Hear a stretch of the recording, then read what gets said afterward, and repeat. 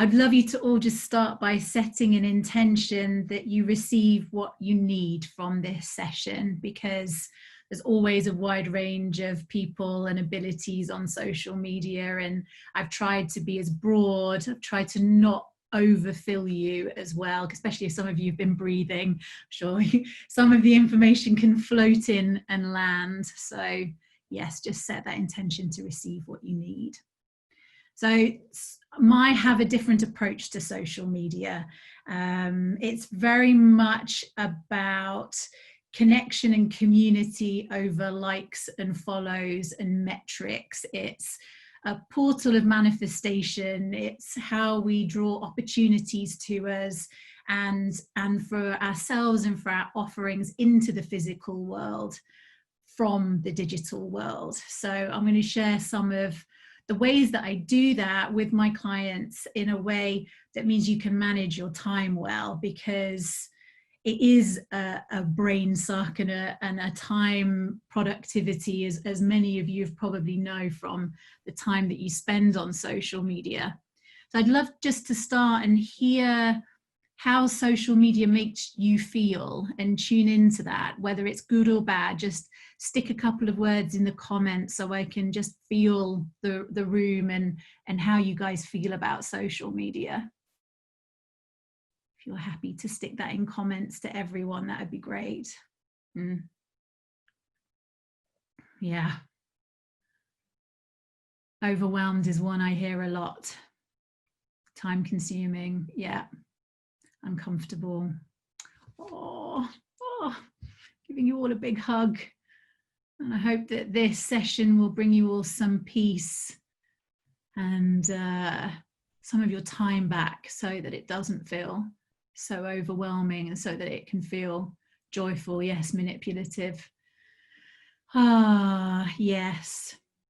So it is an amazing tool. It can be used for good, but having an awareness that it is a minefield. So platforms, particularly Facebook, I would say, Twitter too, but their intention really is to get on it as often as possible for as long as possible.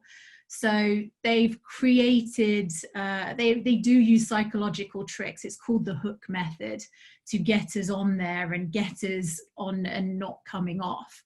So having that awareness of that, I always find helps me like snap out of it when you're in that kind of endless scrolling, and starting to put some boundaries in place, both around how you create and share your content, so that you can use it rather than it use you, and get away from that feeling of overwhelm, because they're using things like variable rewards, like likes and follows. What that does is it creates dopamine in the body. It's the anticipation of a reward, sort of when you pull down on your news feed and you get that. It's actually based on a slot machine. Can you believe it? So there is a gamification aspect at play when you're using these platforms. So really, yeah, having that awareness and then creating these boundaries. I'd also say, yes, hooked by Nir Ayal, that's right. I'd say that choosing your platforms wisely is a really first good port of call. So just think now instantly, what's your favorite platform? Where is it you like to be? What feels the best place for you? Yeah, Instagram. Me too. Yeah. Interesting. Yep, YouTube counts, YouTube, Twitter, any platform where you can reach a wider audience. I would say the one that feels best for you is the one where you should focus your energy. Because if we're trying to be successful, this feeling of overwhelm, if we're trying to be on lots of platforms all at the same time and make them all work, like that's overwhelming in itself. And I think when we've got pages and groups and all of those things that aren't really working for us, then that's actually like an energy leakage. So really focusing your energy and honing your energy into one platform. So I'd really invite you, to choose one and focus on that for the time being. It might be that you grow to a certain place, you're like, right, I can take on some more platforms now, but focusing in on that. And really like showing up on your terms as well, in terms of the platforms that you choose, in terms of how much you show up as well.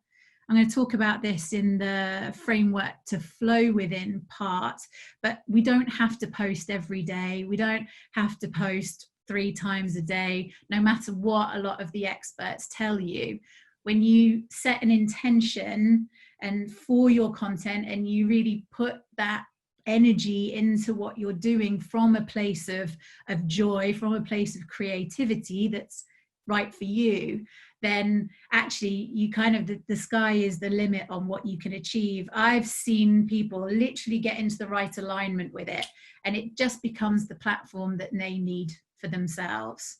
And that could be 100 people, 1,000 people, 10,000, however many. It's going to be different for each of you, and your social media journey is going to be different. It's such an individual thing. In fact, the algorithms themselves say that they're personal, subjective, and unique.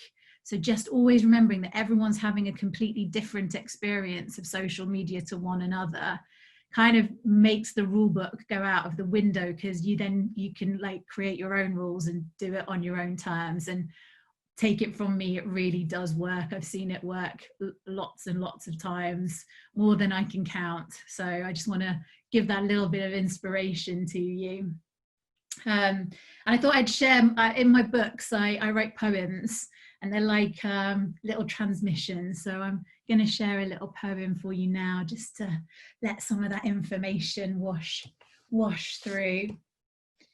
And it's a simple one. Social media for a new age is the next stage in how we engage. When we raise the vibration and have some fun, much more than likes and follows are ours to be won.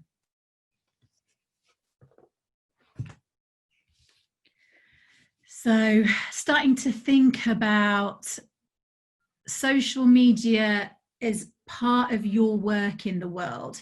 So it's not this thing that's sort of outside of you that you've got to do.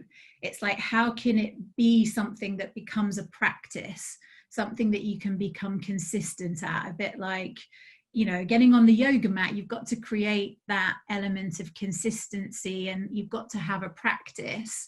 And it is a marathon, not a sprint. That's the word I'm looking for. Because I think a lot of people come in and they think, oh, I'm not doing this and I've not got this amount of followers, therefore I'm failing. It's just like, again, like getting rid of those pieces of comparison that so many of us feel when we're on social media, that we're not good enough, or that person over there is doing better. It's like when you get into alignment with yourself, when it becomes an extension of your passion and your work in the world, it again takes on a different energy for you to be able to connect with others through the content that you're creating. I very much see it as the digital dimension. I see it as a web of light, where we're able to connect our light with other light, and then create this web of light where we're literally connecting in with each other and we're supporting each other. And we then clear those more negative hooks, these hook methods of the platforms and that manipulation stuff, and literally like boom the web up with your love and your healing that you want to share with others. And you know, it's what can you create? What is it, the questions that you get asked by your clients, by your community? How can you, again, like be that extension through your social media so that it doesn't have to be too overthought, if that makes sense? So yes, this creating of consistency is where the framework starts to come in. And with that framework, what we want to do is is start to choose the kind of content that feels really good for you to create. So I'd invite you just for a second to think about what it is you enjoy creating. Do you enjoy writing? Do you like being on video? Do you use your voice as a tool for healing, for reaching people?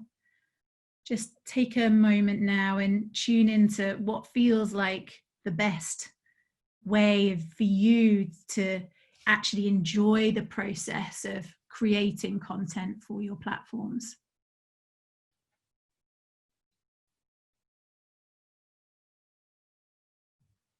Does creating content at the moment feel like a chore rather than a joy? And if so, how can you shift that energy into using it as a space to get creative and carving out space in your month, in your week? What I tend to do with my clients is every 2 weeks, they'll like give themselves like 3 hours to be creative, to create the kind of content that they want to use to connect with their community. And then that can be taken into either bite-sized, or it can be used as a theme throughout their next few weeks of content that feels in tune, that feels in alignment, that doesn't feel forced. The other beautiful thing about creativity is that it actually helps the brain repair from the information overload that we're receiving by being on social media so much. Because when we're on social media, we're quite often multitasking. That overloads the brain with information, and then we're not able to be so creative. So again, it's about these boundary aspects, boundaries around being on it, boundaries around what you're creating for it. But again, getting into that mode of creativity, which can nourish you as well as nourish others.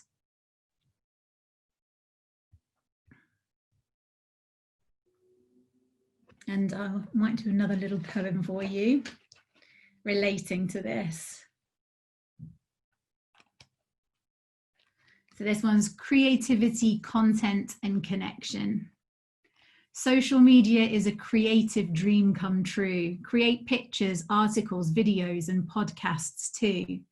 Finding your creative flow helps your content to connect and glow. And as you shine your creative light, watch your platforms ignite. Tap into your inner voice, ideas, or vision. Use creative social media to share your mission.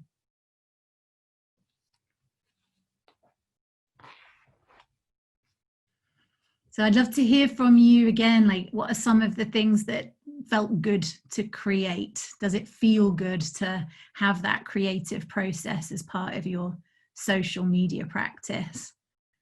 Share a few bits in the comments for me, if you will.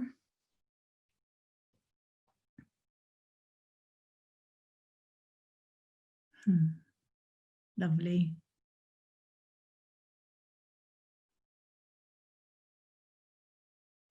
Great. We just got to remember when we're showing up from that place where it's enjoyable for us, other people feel that on the other side of the screen. You can feel the intention behind the content that you're creating and sharing. And it's in that true intention that you have to connect with others. You know, it doesn't need to set the internet alight. It's like, did it make a difference to those people that saw it? Did it connect with them? Did it touch their heart? And it's that authenticity that builds the relationship. It isn't the likes and everything that's attached around that gamification aspect. It's really remembering that it's other people on the other side receiving.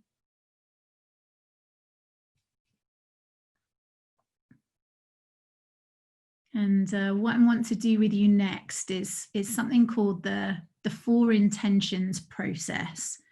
And this is a really gorgeous little process that I was given by a business coach that I did some work with. And it had amazing results for me. And I asked her if I could start sharing it when I was doing like teachings and classes. And she has given me her blessing, a lady called Helena Holrick. And it's really special because it helps you get real clarity around what you're doing. And you can use this process for pretty much anything. So you could use this process for your platforms. You can use this process even for if you're wanting to create a product. So I would definitely recommend hanging on to this one. So if you've all got a notebook and a piece of paper in front of you, what I want you to do is just draw a cross in the middle so that you've got 4 boxes.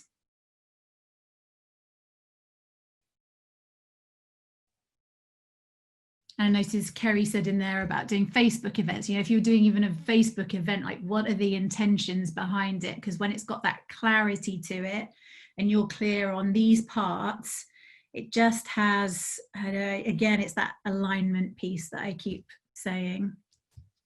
So you've got your box. In the top left-hand corner, I want you to write your intentions for you. And so this is your piece. What is it that you want this to do? What is it you want to have? What is it that you want to get or feel from, say most of you are like Instagram. What is it that you want to, what intentions do you have? What do you want to get from being on Instagram?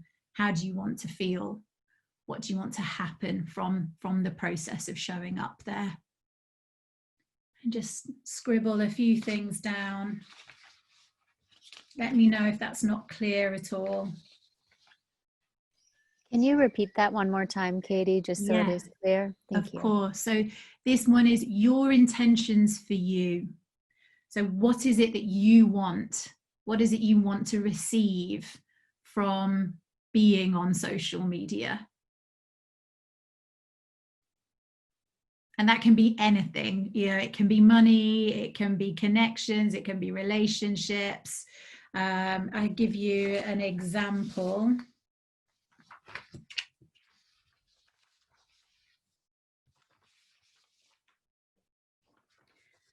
Get clear on what is in it for you. What do you want to get? Always do this box first. Get really selfish. Think of everything you want to get from doing this thing. What you want to do, be, have, or feel as a result of this project.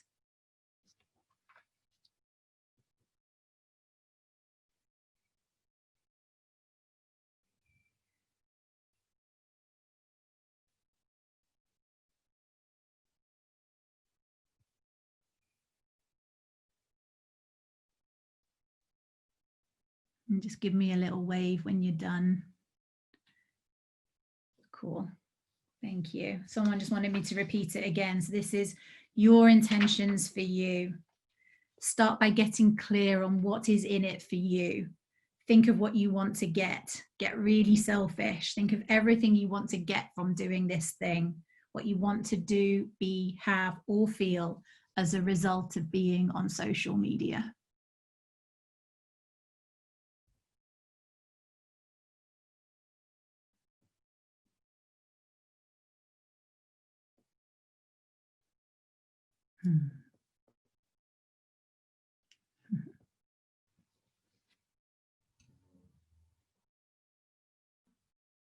Cool. Are we ready to move to box number 2? Yeah, great. All right. Number 2, top right-hand corner, is your intentions for them. Them being the people receiving what it is that you're going to be sharing. So the second box is all about what you want to give to your audience. Them refers to all the people who will be on the recipients of what you're creating, who you're involved with or planning. This is the content you want to deliver, the agenda you want to cover, the teaching you want to give. Get specific. Sometimes words will appear here that you realize belong in the first box, which is your intentions for you.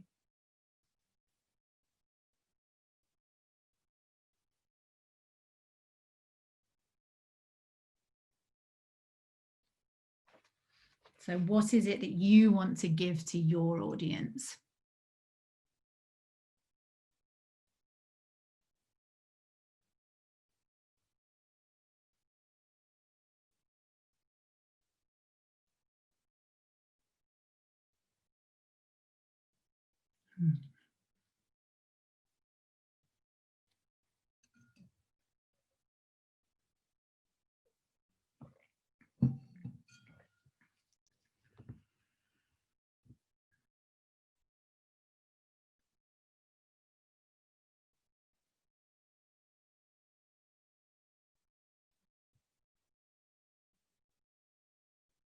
Are we good? Yeah, cool. Okay, in the third box, in the bottom left-hand corner, is their intentions for them. So this is external and tangible. So box 3 is all about what they want, the tangible results that they want to have, the external evidence that they will get from participating. This could be healing advancement, looking good, earning more, obviously delete as required for the breath work. But if they're spending their time, energy, and attention or money doing or learning what is in box 2, this is what they will hope to gain from it. So number 3 is their intentions for them. All about what they want and what tangible results that they will get from receiving the content that you share.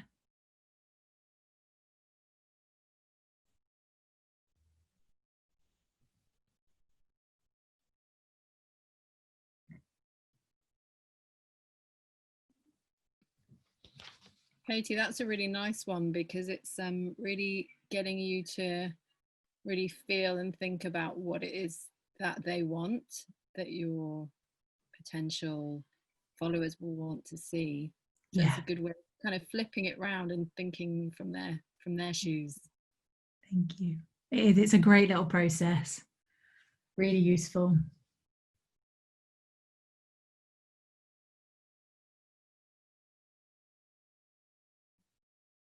Are we ready for box 4?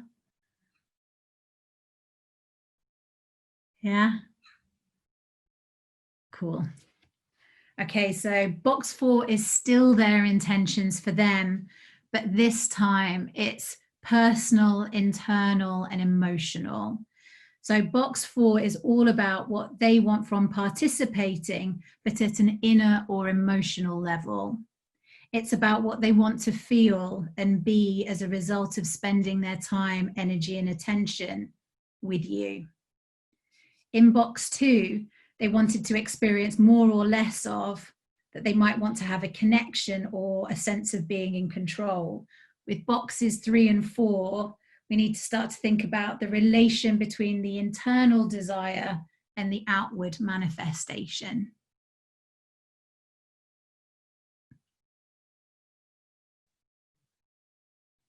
So, like for me, when I was setting my intentions, I wanted people to feel enthusiastic again about social media, to not feel overwhelmed.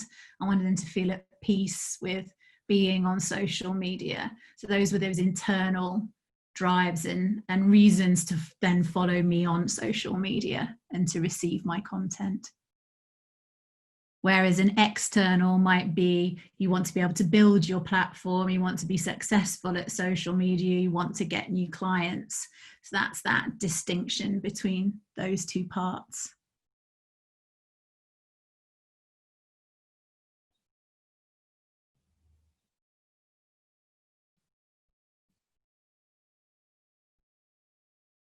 How does that feel? Katie, it feels like the third box and the fourth box, that they're very similar, that I'm saying similar things, especially in like the healing world, the healing arts and breath work and all of the things. I think that's okay too. I think that's okay for them to be quite similar. Because I think with healing, there is an element of the actual feeling being the external desire anyway.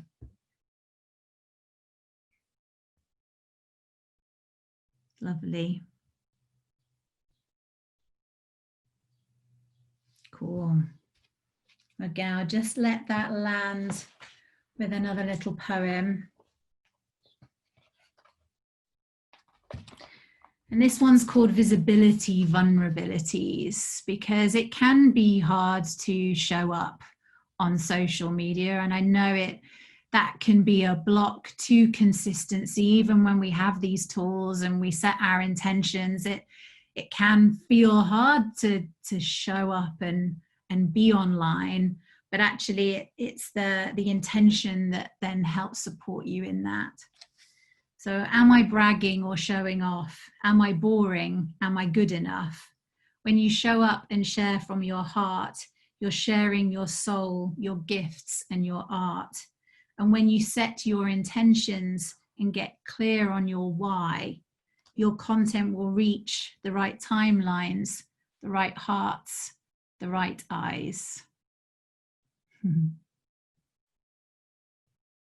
And I can really speak to this working too. You know, you can have a few hundred followers or 1,000 followers. It can just take that right person to offer you a gig that then introduces you to a whole world of people that then leads to something else. It just takes those one people. It's the people that matter that are receiving it. It doesn't matter how many. It matters on the who, and that can create those opportunities that can then spark all sorts of things. Oh, I'm glad you all enjoyed that.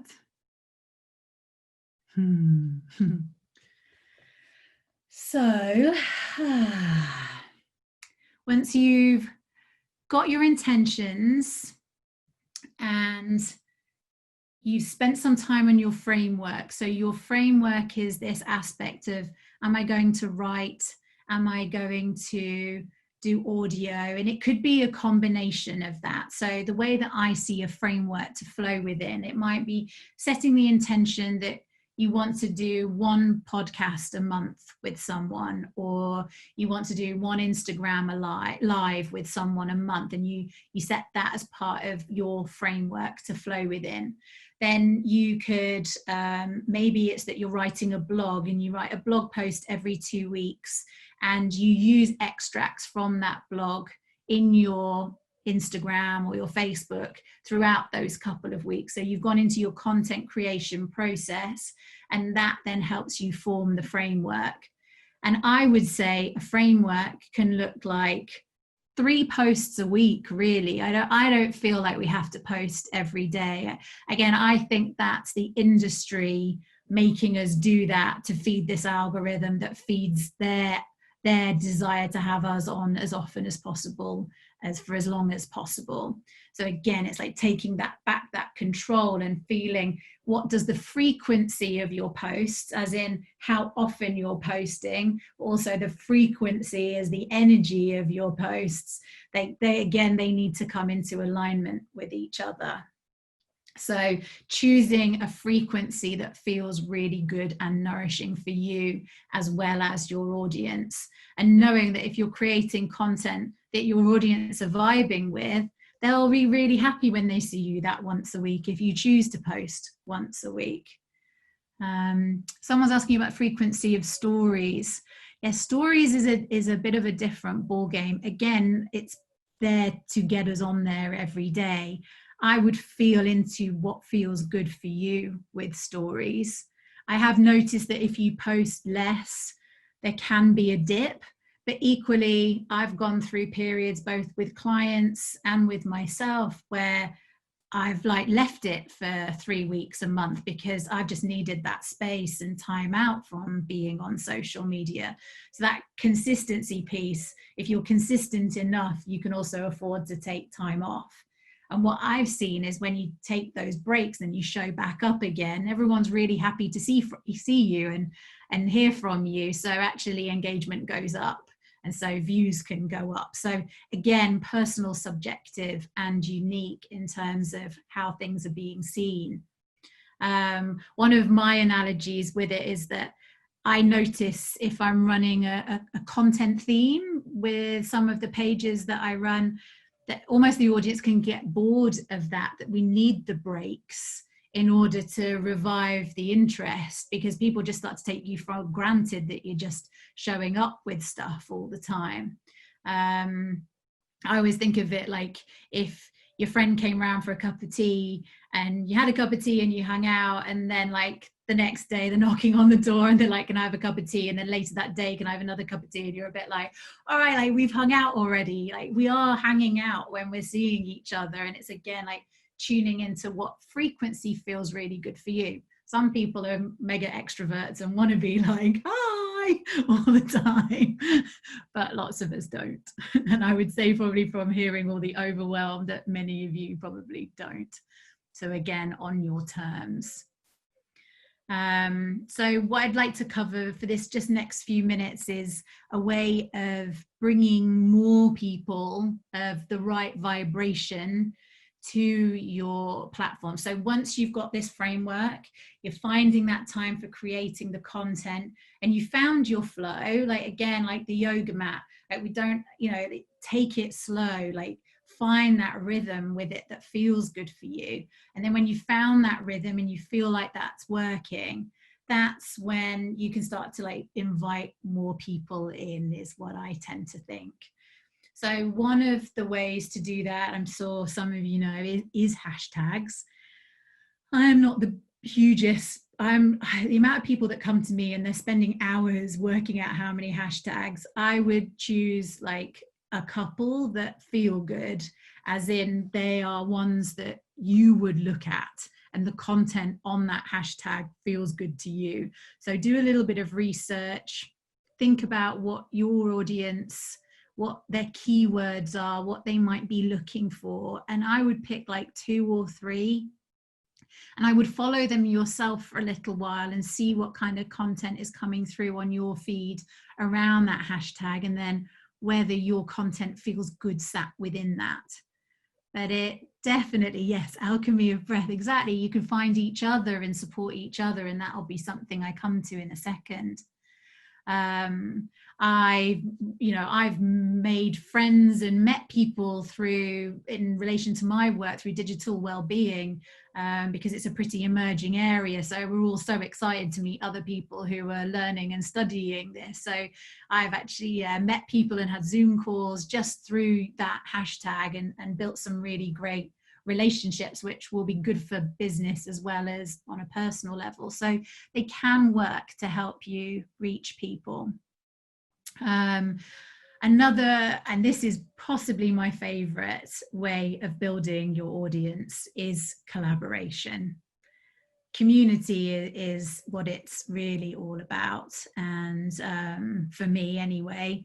So when you have friends who've got a platform, again, doesn't matter how big or small, or they've got groups, and you choose to do something together, that is giving a seal of approval of you to their people and vice versa. And then you can share it through each other's content. So doing Instagram lives together, recording a video chat that you could put on your Instagram TV channel or in your Facebook group. But that encourages social sharing, and it creates positive word of mouth. And again, I would say most clients I still get are through good word of mouth, and through people sharing me, or through collaborating with each other on our social media platforms and being introduced in that way. So maybe just again, take a little minute, and is there someone who pops into your head that you could reach out to and do something with online over the next few months, if that felt comfortable to you?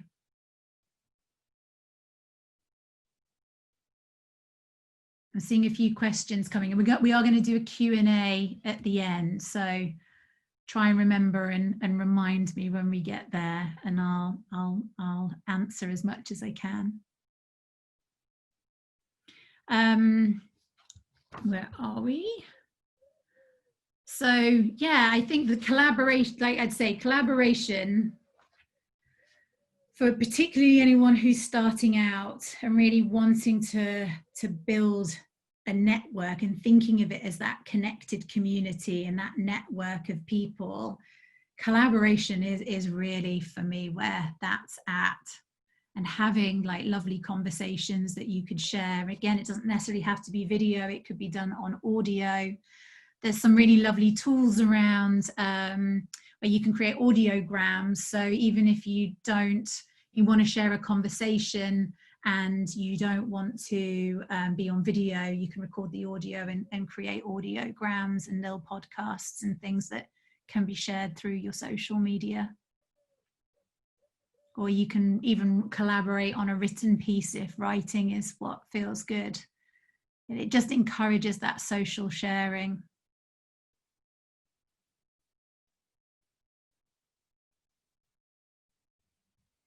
And one of the things that I like to say, that this word community became a bit of a buzzword.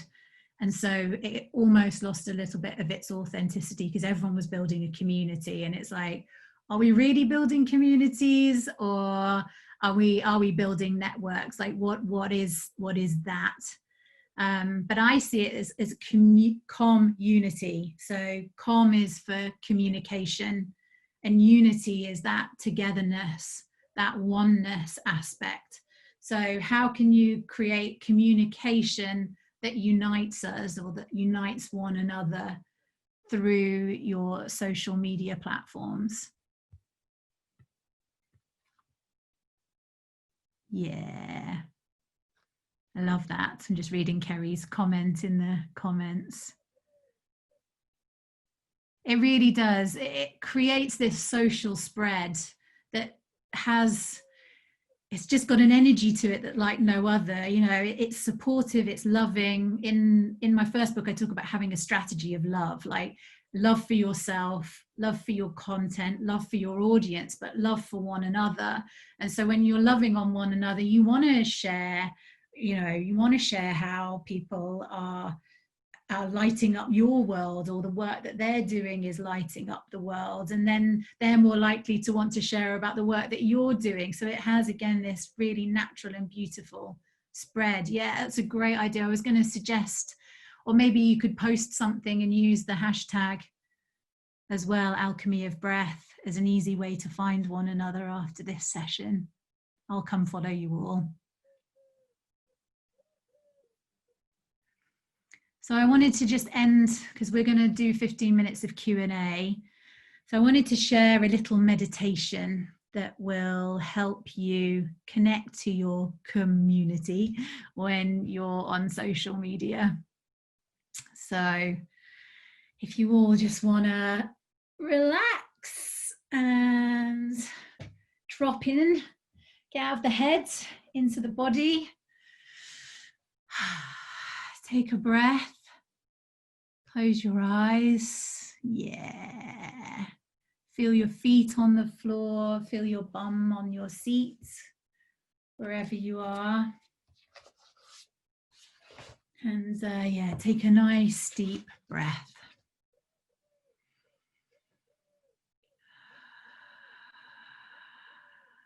And now imagine that you're either hanging out on social media, that you're writing someone a comment, you're sending a direct message, making an Instagram story, or that you're spending time creating content for your community, for your connections, for your clients, and for your friends.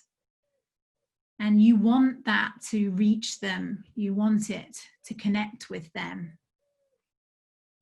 And take another breath and imagine that the light of your essence is filling up your heart space. And that light, that glow, travels from your heart up into your throat, down your arms, into your hands, into your fingers, and moves throughout your whole body, lighting up every cell as it moves from your heart. And the light of your essence the love in your heart transfers itself into the posts that you create, the messages that you send, and the comments that you make. Now, imagine that this light, the light of your essence, the light from your heart space, is connecting with your friends, with your community, with your clients, through your posts and through your comments. See a web of light, your light and their light, connecting with each other and dancing together. And as you dance together in this space, you're weaving a heart-based connection. Each time that you practice embodying your essence and your light and sharing this consciously with others, you're creating caring and nourishing energetic spawns, even in the digital space. And over time, this attracts connection and community, both online and offline. So take another breath and say thank you. Thank you for the time shared together in this metaphysical digital space. And then start to come back and open your eyes gently, wiggle your fingers, wiggle your toes, and be back here with me now. Thank you, Katie. My How is pleasure. it possible to bring love to social media? Yeah, awesome. Trying. Yeah, that's great, because at the beginning of the session, seeing how many people really have a kind of almost a fear around it. Yeah. So that's made it much more tangible, much more digestible. So we're going to do a Q&A. I think maybe the best way to do this is, if you have any questions, if you put them in the chat box, Katie can pick them out. Would that work for you? Mm-hmm. There was one earlier, Katie, I just wanted to, it was from Ian. What about asking for reviews? Yeah, I think reviews can be a really lovely way to reach others. I find, particularly with Instagram, when someone writes a review and they share it on their stories and tag you, rather than you receive it and then post it, it has a more like organic and real feel to it. Just as an example, I did a coaching session with someone this morning and they shared about it on their Instagram stories, and then I was able to share that, and it just has this really nice feel to it. So, you know, asking if it feels good to ask them, that they actually just share it on social media if that feels good. If not, obviously they can share it with you via email or other, and then you can post it, but the other way around feels cool.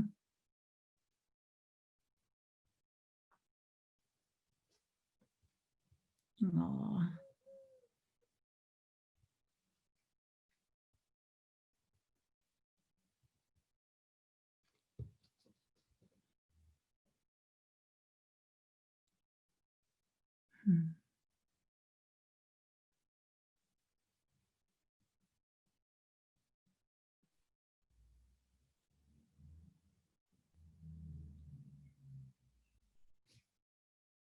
Are there any others that came up earlier? If there's anything else that, you know, if there's anything you want me to go back over even in this last 10 minutes, feel free to ask. This is your chance, guys. This is your chance. This is a really good resource here to ask. So please, any question, even if it feels strange. Yeah, if you want to get in touch, my website is socialmediaforanewage.com, and that's the easiest thing. I've got loads of content on there as well. Reminds me I must post some of the more recent stuff. I mean, this is the thing, it can be hard to keep on top of. I totally appreciate it, being in it myself as well. how it can fall to the bottom of the list sometimes. But it Katie. is that consistency and that alignment piece. So I had a client that I've been working with for quite a few years, and she's like 75 and amazing because the way she's just embraced it. And she gets me to obviously support her in that. But last year she was just like, I want to grow my Instagram. And she wanted to sell out on these Zoom calls that she's doing. So she set the intention, and she got really clear and cleared her own blocks around receiving that thing that she wanted to achieve. And then we just got the content into the zone, and it was just like, it was amazing. I think Instagram grew by like 20,000 in 4 months. It was absolutely nuts. And we didn't do anything that special or clever. It was just that alignment piece. Right, I've got some questions coming in. So I'm afraid YouTube's not my area of expertise. I'm very much focused on Facebook and Instagram, so I can't give any advice on that I would feel strong giving. How do you develop, market your brand if you are your brand? I think with that question, you have to think about how comfortable you are showing up as you. So in terms of you as the brand, it's still the things that you have to share, the things you don't have to like show everyone what's in the kitchen or what you're eating or how you're spending your days. Even if you're the brand, you can still be the brand and be on mission, be on the thing that it is that you want to be in service around, the thing that you want to share, and let that and your passion for it be the brand, if that makes sense. Hope that helps. There was one question before that, before you keep going down, about the putting our opt-in link. Yes, I wouldn't do that. I think people are fed up of always being taken somewhere. And, you know, it's the same when you kind of post the first paragraph of a blog and then say, go to my website to read the rest of it. It's like, you're there, you've got the audience engaged, like build that relationship. I went through a phase of just feeling like everyone was just always trying to get someone on a mailing list. It's just like, build the relationship where you are and then make that invitation maybe once a week rather than 5 times a week, because otherwise I think people just switch off and it's just like, oh, you're just trying to get me on an email list, like and because email marketing just became so overwhelming as well, I think it kind of got a bad rep. It's like, again, if you're going to use email as a channel, how are you using it to build the relationship? It's not just about the selling, although I do believe email is a great channel to build a relationship and to sell through. Katie, I think Beravan's got a question. Yeah. Unmute yourself. Okay. First, really thank you for sharing. That's amazing. This kind of clarity, getting into that things. I have a question because I am just writing a concept. What are the things what you can not do digital? So as you are really into the digital and virtual communication, is there anything what you would say that's not possible in a normal conversation? What's the difference? Or do you think there are did you ever thought about the differences in being in virtual rooms or in real rooms? As in for actually doing the work or for reaching people? For reaching people, because I speak now, you know, because I'm in the community of breathwork, but I'm also an artist.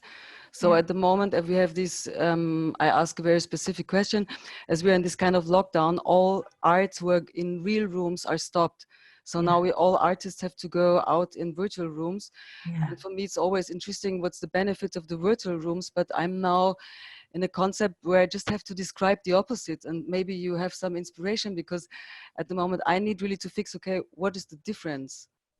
Yeah, I mean, that's a kind of tough one for me to answer, I'll be honest, but I would say at this time in particular, you know, it is the way that we can reach people. And I think the positive thing about the digital room is that we can reach further afield, we can reach worldwide. They haven't got to be in that physical location.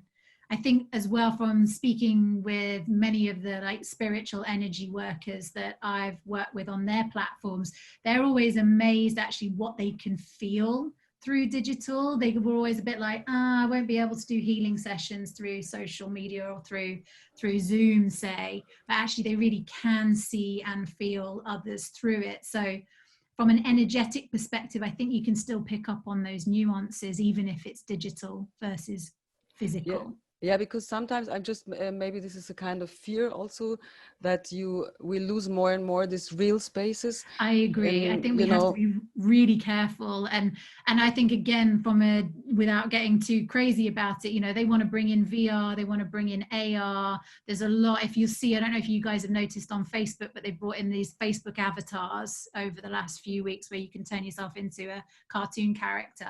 That's because that's how you will look in Facebook Horizon. Facebook Horizon is their new virtual reality world, and they've got visors that can read your hand movements. I mean, it's scary, and I would say where you can use digital to reach out to people, but you want to ground them back into the physical, because we do not want to create this disconnection physically in the world. We want to make sure we're using it as a tool to bring us together, I think, physically as much as possible. Embodiment, otherwise we're losing that embodiment. Yeah, because this is what I'm just, you know, because for me it's very interesting, the positive sides, how you describe them, especially at the moment I'm sitting on the paper to just write the positive things about the real rooms. And my fear as, you know, performing artist is that we lose more and more the rooms for, you know, real connection in saying, oh, this is so positive in all these virtual rooms, and this is positive and this is positive. No, I think we've got to be really careful with that. There's quite a lot of other questions, so Yeah, you don't mind if I just move on, but I hope that helps.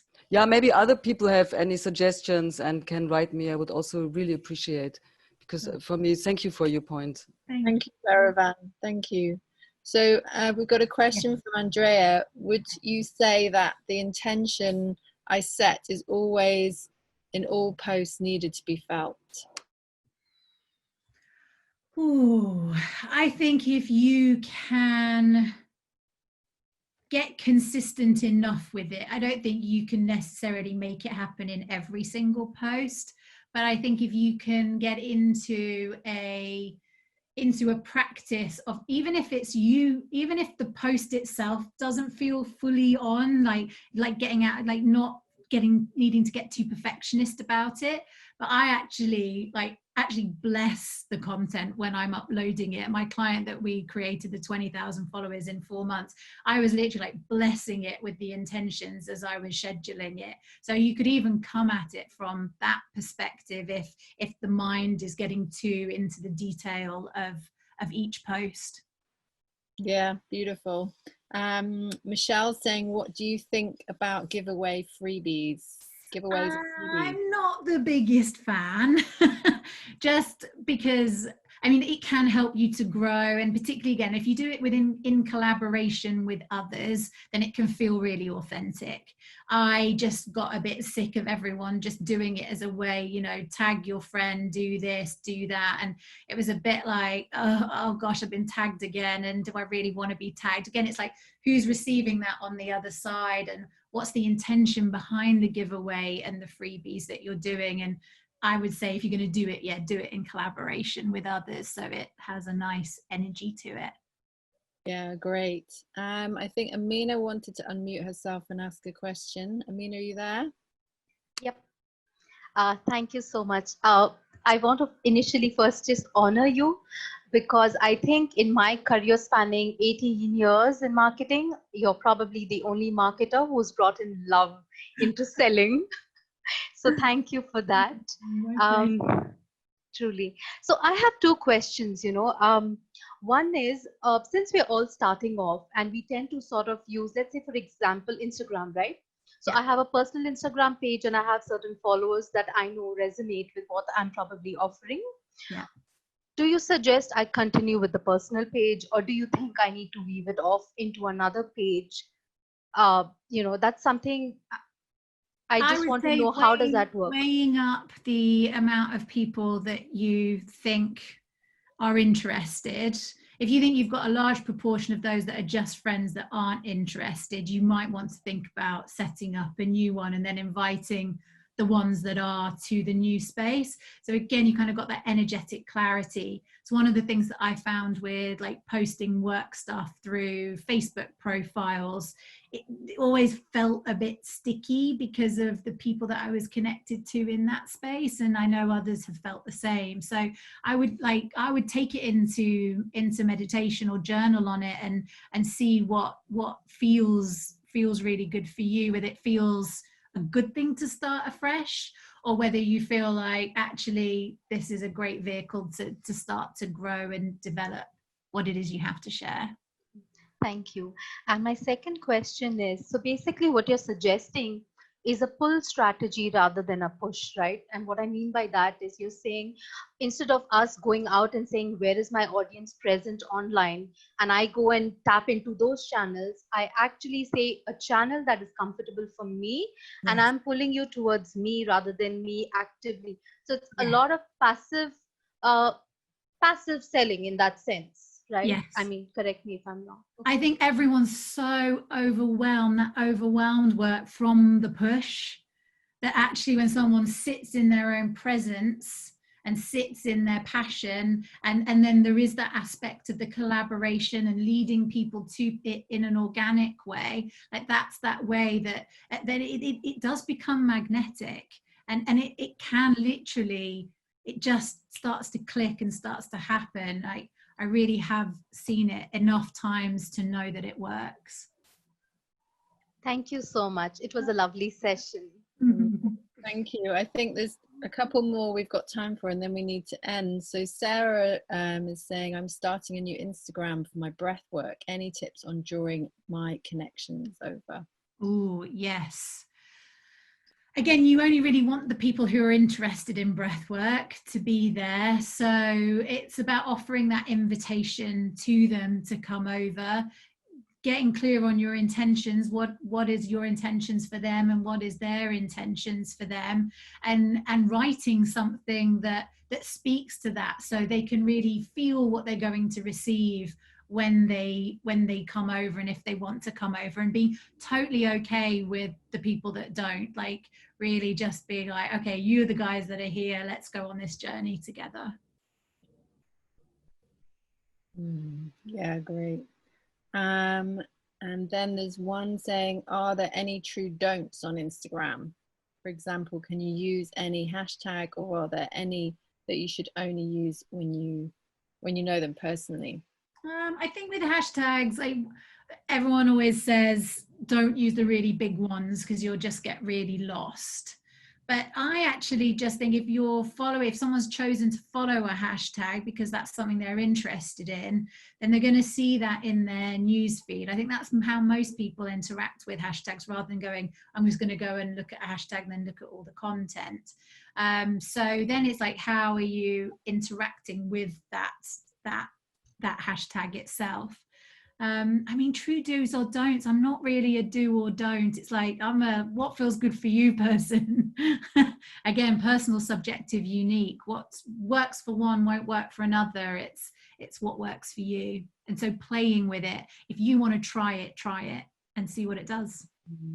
Great. Well, Katie, thank you so much. We've had some people here that have been online since 3 and are desperate. Yes. I'd just like to maybe try and summarize. I jotted down some points which I wanted to run by you and see if I'd missed anything key. So essentials, get clear on your why. Yeah. Put your own boundaries in place. So how much do I want to give, and when, and how, and take control of that by putting those boundaries in place. How much time you spend. If you're putting content out and then you're getting comments, don't just respond to them instantly. Like, carve out time when you feel in a space that you want to respond, so that again you're not becoming a slave to your social media. Like, switch it off at 7 o'clock in the evening. Don't turn it on again until 10 o'clock in the morning. Like, have boundaries in place around how you use it. Yeah, then it doesn't feel so overwhelming. Yeah. Initially choose one platform that resonates with you and inspires you, and focus on that. Yeah. And then later on you may want to diverge into more, but just focus on one to begin with. So that's showing up on your terms. Get into alignment with yourself. So try not compare to other people. So really just feel use that chart that we went through to be clear about your intentions and what you want your audience to get from what you're posting. And designate some time for being creative. So creating your content and how it's going to look and feel over that next month. And make that as fun for yourself as possible. So make that a joy to have 2 or 3 hours in the diary to create content for your community and for your business too. Like what a gift to be able to do that. Yeah. Great. And all about collaborations was the last one.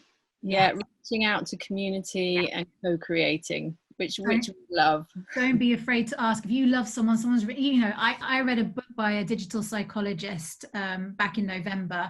I found her through Instagram. I reached out. I think I shared her book on my social media. We're in love. She's like, I'll do anything you ask me, and I'm like, I'll do anything, and we like collaborate loads now. It's just like you never know where those relationships are gonna come from, those friendships you're going to make just through that act of sharing and then collaborating. It's beautiful. Yeah, nice. Well, thank you so much. I think I can say on behalf of everyone, it's been really, really lovely to have you here with us today. Thank you for asking me. Thank you, Katie. Please come into our Alchemy of Breath family. I can send you our public group so that it's our Alchemy of, I don't know if you're a part of that yet in Facebook, but would love to, keep sharing with you. Thank you. Thank you, everyone. Thanks for your attention and your time.